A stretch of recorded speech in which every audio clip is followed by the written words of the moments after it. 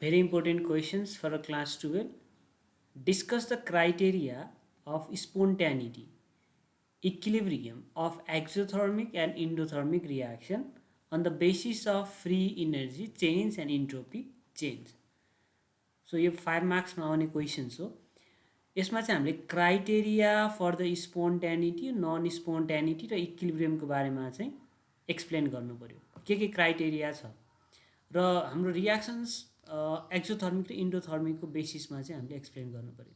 यो क्वेसन्सलाई चाहिँ how is spontaneity of reaction predicted in light of free energy change, enthalpy change and entropy change भनेर पनि सोध्छ. ओके, सो यसको सोल्युसनको लागि हामीलाई गिब्स हेल्मोज इक्वेसन हामीलाई थाहा हुनुपर्छ. यसको एन्सर के हुन्छ? Let's see. The criteria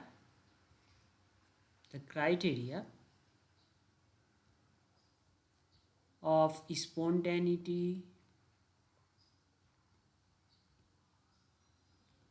non-spontaneity,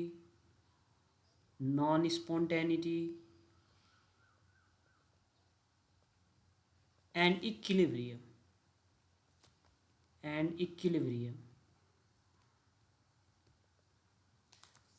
of exothermic and endothermic reaction can be predicted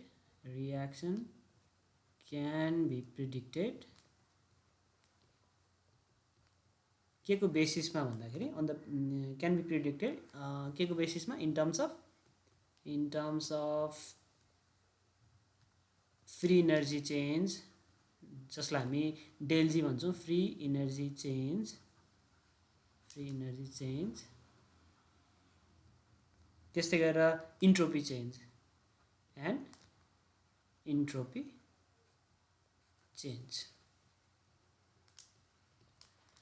according to Gibbs-Helmholtz equation. अब Gibbs-Helmholtz equation लेखौँ. according to Gibbs-Helmholtz equation, Gibbs-Helmholtz को इक्वेसन के छ त? Del G equals to del H minus T delta S. Okay, so यहाँनिर del G भनेको change in free energy भयो. Del G भनेको के भयो त? Change in free energy. त्यस्तै गरेर डेल एच भनेको के भयो? चेन्ज इन एच भनेको इन्थ्याल्पी भयो. Change in enthalpy. त्यसपछि गएर अर्को हामीसँग छ डेल्टा एस. टी भनेको त एब्सोल्युट टेम्परेचर भइहाल्यो होइन. Change in entropy. अब हामीलाई दुईवटा कन्डिसन छ. एउटा प्रोसेस चाहिँ हामीसँग एक्सोथर्मिक छ भने अर्को प्रोसेस इन्डोथर्मिक छ. सो फर्स्ट अफ अल हामी चाहिँ एक्सोथर्मिक प्रोसेस लेखौँ है त. For exothermic process.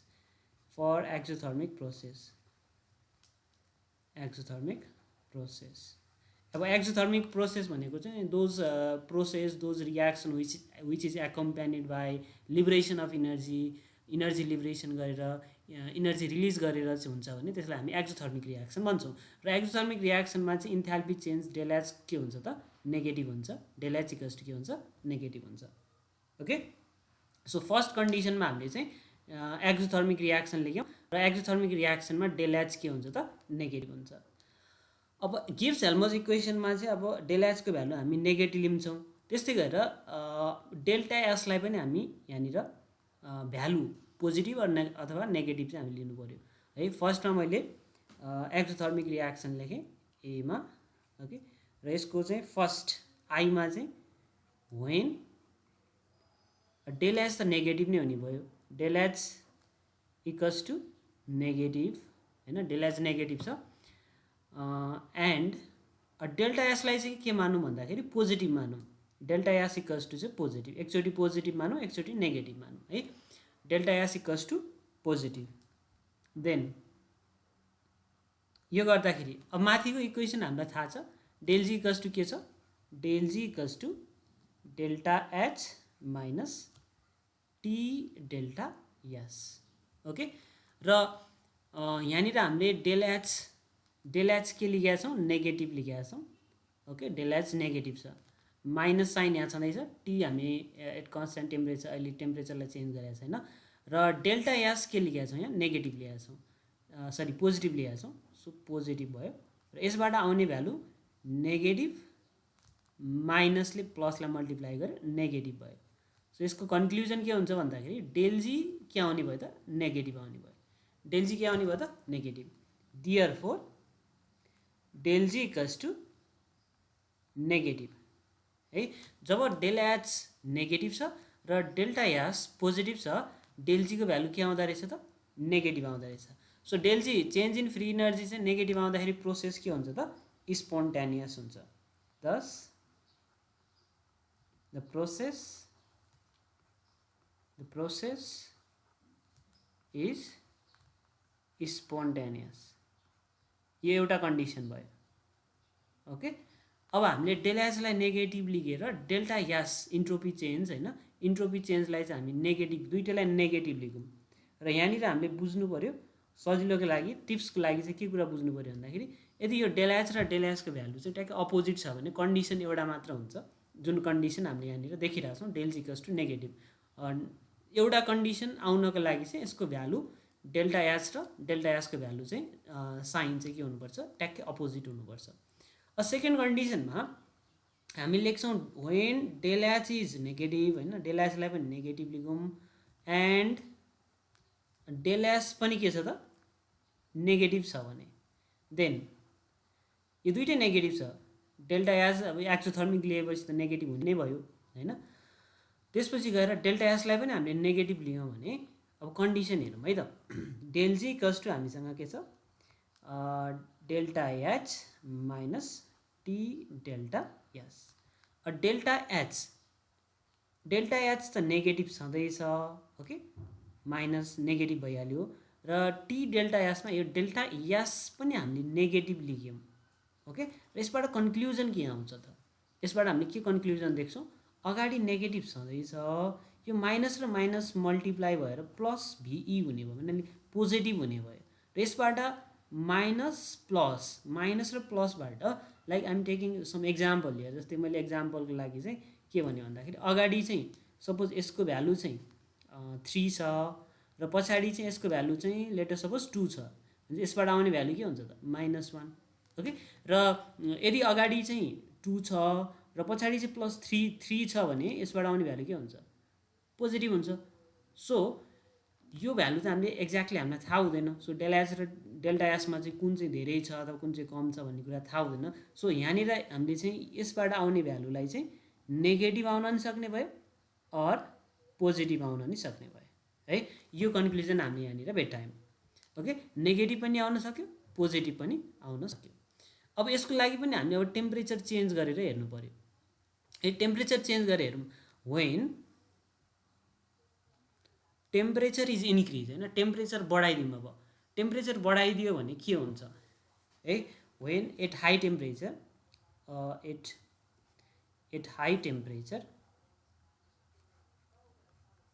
High temperature भयो भने के हुन्छ त, यो टी डेल्टा एसको भ्यालु चाहिँ एक्सिड्स हुन्छ, डेल एच भन्दा चाहिँ टी डेल्टा एस के हुन्छ त, एक्सिड्स हुन्छ, धेरै हुन्छ। T delta S is greater than delta H है।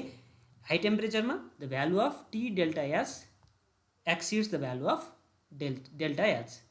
अब यसबाट हामीले के कुरा थाहा पाउँछौँ भन्दा अब कन्डिसन के आउँछ त, सो यसको भ्यालु धेरै छ, यो यसको भ्यालु धेरै आउने भयो होइन, this one is a T delta S, यो धेरै भ्यालु आएपछि यो पोजिटिभ हो, यसको अगाडि त पोजिटिभ छ, सो यसको भ्यालु चाहिँ धेरै आउने भयो। सो यहाँ पोजिटिभको भ्यालु चाहिँ धेरै छ भन्नुको मिनिङ डेलजीको भ्यालु के हुन्छ त, डेलजी इक्वल्स टु के हुन्छ त, यो माथिको दुईवटा कन्डिसन छ नि, यसमा चाहिँ यो कन्डिसन चाहिँ अप्लाई हुन्छ। सो डेलजीको भ्यालु के आउँछ त, पोजिटिभ आउँछ। सो डेलजी इक्वल्स टु पोजिटिभ, डेलजी के भयो त, पोजिटिभ। अब डेलजी पोजिटिभ भयो भने प्रोसेस नन स्पोन्टेनियस हुन्छ, हामीलाई थाहा छ यो कुरा होइन। So at high temperature, at high conclusion हाम्रो therefore at high temperature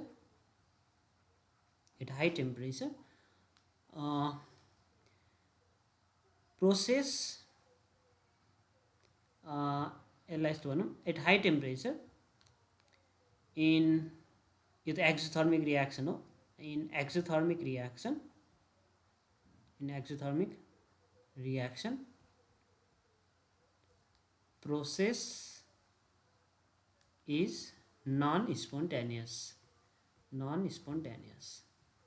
process non spontaneous भयो। अब हामीले त अहिले टेम्परेचर बढाएर कन्डिसन हेऱ्यौँ। अब यदि हामीले टेम्परेचर लो गराउने हो भने टेम्परेचर लो गराएर हेरौँ, एट लो टेम्परेचर ट्याक्कै अपोजिट कुरा हुन्छ है। लो टेम्परेचरमा चाहिँ T delta S less than delta S, होइन, डेल्टा एचको भ्यालु चाहिँ एक्सिप्स हुन्छ टी डेल्टा एस भन्दा। अनि त्यसपछि के आउँछ, डेल्जीको भ्यालु के आउँछ, del G equals to what, del G equals to के आउँछ, नेगेटिभ आउँछ, होइन। डेल्जी नेगेटिभ भयो भने प्रोसेस के हुन्छ त, स्पोन्टेनियस हुन्छ। एट, अब यसलाई कन्क्लुजन लेखौँ, therefore at high not low temperature, at low temperature in endothermic, यो चाहिँ इन्डोथर्मिकको लागि भयो, sorry yes this is also for exothermic है, एक्जोथर्मिक नै हो, हामीले इन्डोथर्मिक सुरु गरेको छैन। Temperature in exothermic reaction process के हुन्छ त, इज स्पोन्टेनियस हुने भयो, होइन। डेल्जी इक्वल्स टु नेगेटिभ आयो भने प्रोसेस स्पोन्टेनियस हुन्छ। ओके, यो त भयो हामीले एक्जोथर्मिकको लागि। अब हामी इन्डोथर्मिकको लागि पनि यसरी नै हेर्न सक्छौँ।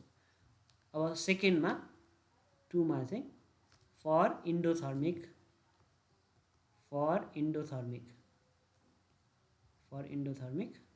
प्रोसेस है। इन्डोथर्मिक प्रोसेसमा हामीलाई थाहा छ इन्डोथर्मिक प्रोसेस भनेको इनर्जी एब्जर्ब गरेर रियाक्सन्स अक्कर हुने, प्रोसेस अक्कर्स हुने हो। सो यो कन्डिसनमा चाहिँ डेल एचको भ्यालु के हुन्छ त, डेल एच के हुन्छ, पोजिटिभ हुन्छ। अब हामीले यसमा पनि दुईवटा कन्डिसन मान्छौँ, किनकि यहाँ डेल एसलाई हामीले दुई तरिकाले चाहिँ भ्यालु साइन चाहिँ इन्ट्रोड्युस गर्नुपर्छ।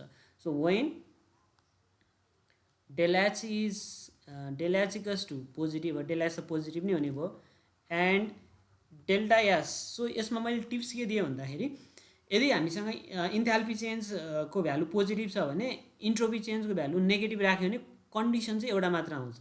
मैले यहाँनिर del S equals to negative राखेँ भने यहाँनिर डेल्जीको भ्यालु एउटा मात्र आउँछ, कि पोजिटिभ आउँछ कि नेगेटिभ आउँछ, होइन। अरूमा हामी दुईवटा कन्डिसन हेर्नु पर्दैन।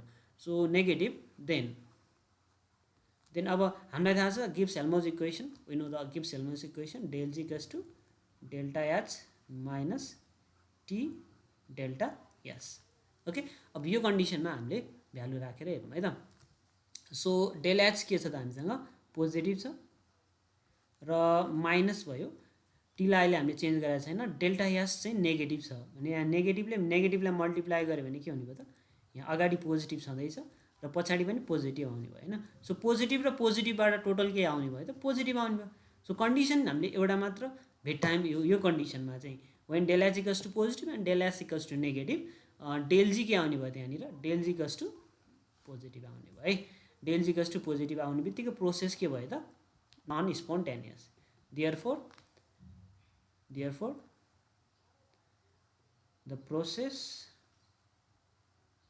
Is non spontaneous.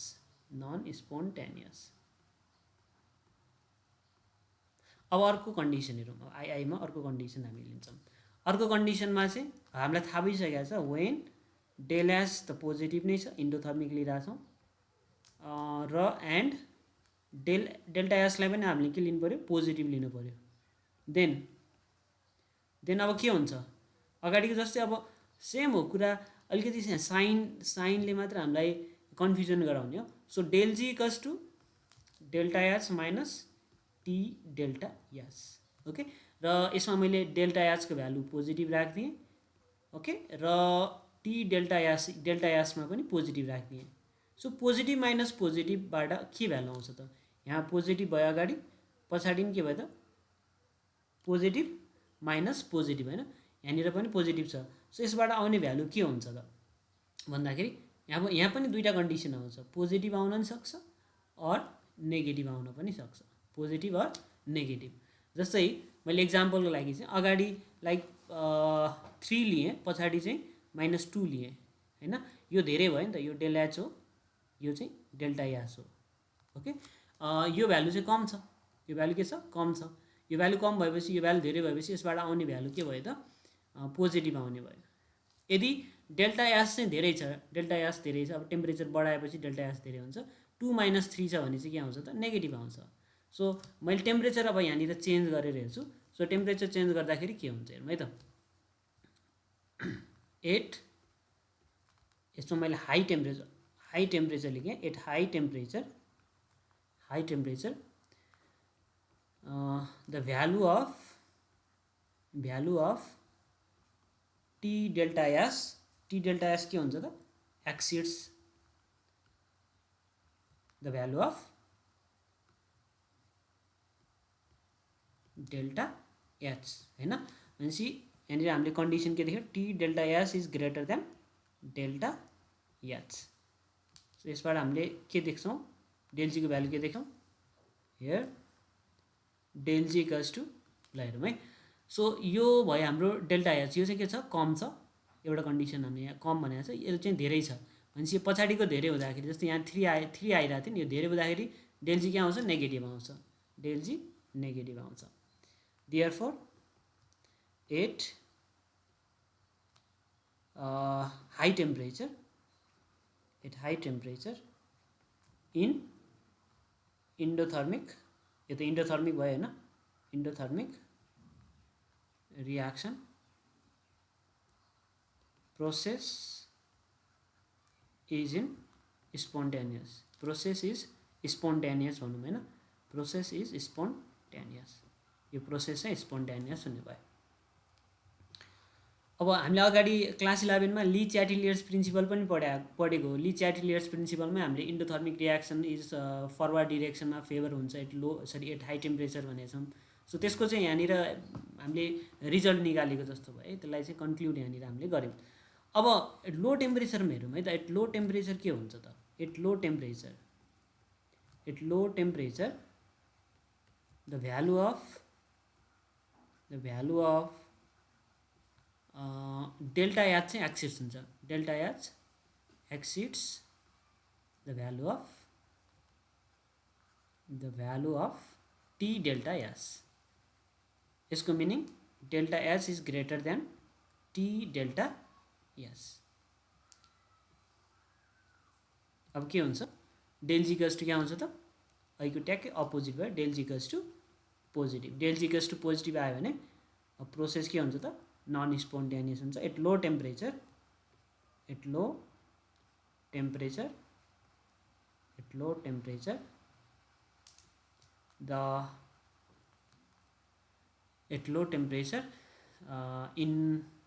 in endothermic